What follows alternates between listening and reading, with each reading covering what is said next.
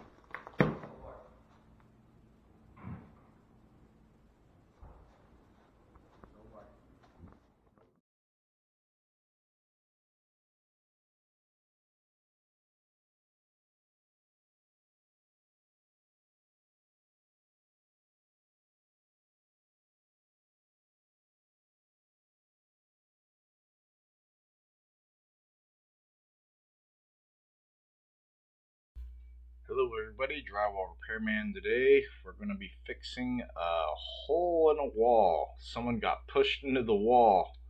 Basically a shoulder side of the body went into the wall and look what it did. Roughhousing, kids playing, this is a common issue. So on this patch it's basically going to go from stud to stud. So I'm just going to get the broken pieces out of here and then I'm going to cut it center of the stud. On the right hand side it hit the butt seam, so the piece came out right center of the stud. So we want to cut it out center of the stud on both sides.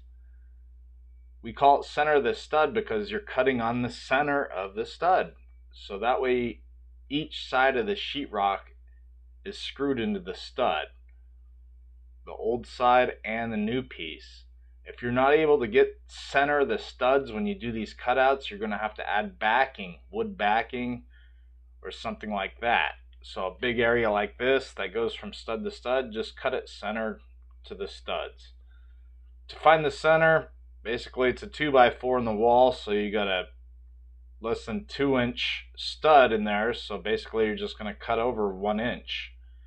If you're trying to get a nice level, what I'm using here is just a T-square, basic T-square. If you don't have a T-square, you can use a straight ruler, straight edge, piece of 2x4 or something. You just need to get a straight line. Mark your lines, that way you can cut out the area. Everybody just wants to start cutting away drywall, but it's easier to mark a nice square area and cut out the area nice and square. Makes it easier, so when you put a new piece of sheetrock in, it goes in nice and perfect, no big gaps, stuff like that. So it's easier to do. I use a nice new sheetrock razor. I like to use new razors. These razors don't last a long time, so you always want to use a new razor, especially when you're doing cutouts like this. You're just scoring your line. Score it a few times. You're not going all the way through. You just want to go at least a quarter way through the sheetrock. That way you can snap it back and cut the area. Once you snap back the sheetrock, if any rough areas, just follow it with your razor blade, clean it up. Other people like to use saws, hand saws, circular saws, roto-zips, whatever you want to use, but this razor blade technique doesn't make dust. So that's why I like to do it. It takes a little more time, a little more energy, but I don't make a bunch of dust in someone's house. So that's why I do the razor blade cutout whenever possible. Sawzalls and all that, of course, are faster. Sometimes they do a better straighter line, but they do make a lot of dust, a lot of noise, so that's why I'm just cutting it out in the razor. Once you get it all cut back on this one, I'm going to have add backing because it looks like this vertical stud on the left doesn't go all the way down. I don't know what's going on here, so I'm going to add a piece of backing on the bottom. I'm going to also pull all the nails. On the right hand side there's some nails, so I'm going to pull those nails out, get my backing secure. I also want to add screws in the existing old sheetrock to tighten it up because it did get loosened when we cut it back. So we want to add some screws so the original sheetrock isn't loose. Once you get it all cut back, secured, then you can go ahead and take your measurements, cut out your sheetrock, and then install your sheetrock. Add plenty of screws on the inside, the new sheetrock, and on the outside, get it all secured. Once it's all secured, you're going to, of course, go through, scrape everything down. get all the goobers off the areas, and then follow it through with a fiberglass mesh tape. On this one, I'm using a spray glue. Spray glue is optional. The only reason I use a spray glue because it helps bond to the sheetrock. So then I'm going to go ahead and just put the fiberglass mesh tape over the seams of the patch. And then I'm going to go through with my 6-inch knife, make sure all the tape seams are pushed down good. I don't want it curled up, humped up, so I want to make sure it's all pressed down. Spray glue just tacks it on. It's an optional product.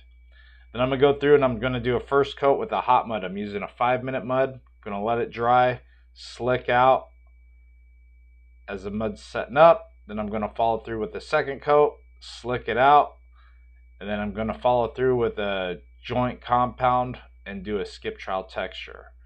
But I'm not going to bore you step to step, just gave you a rundown on what we're going to do. So go ahead and just watch the video. If you need more tips on other videos, patches, I have a whole playlist just of patches, so go ahead and jump in the channel, watch all the videos, comment. This is a watch and learn type video. Let's get this done. I have to work with hot muds because I have to finish these jobs in one trip. If you've never worked with muds before, just use a regular joint compound. Joint compounds have to dry overnight. Then you'll have to sand them the next day. Follow through and do a second coat, let it dry, sand it. With joint compounds, if you do make a mistake, you can sand away your mistakes. So it's a beginner materials, just use a regular joint compound. Hot muds are more intermediate professional grade materials. The reason I use them is because I have to finish these jobs in one trip. I can't come back 3 times. Go ahead and watch the video. Please leave a comment. Hey, thanks for subscribing.